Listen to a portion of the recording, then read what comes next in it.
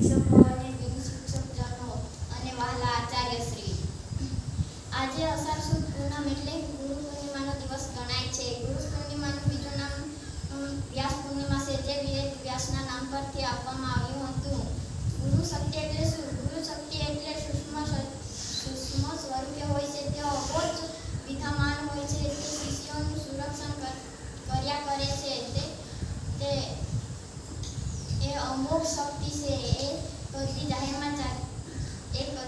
જાહેરમાં ચર્ચા કરી શકાય નહીં. ગુરુ પૂજન એટલે શું? તેમના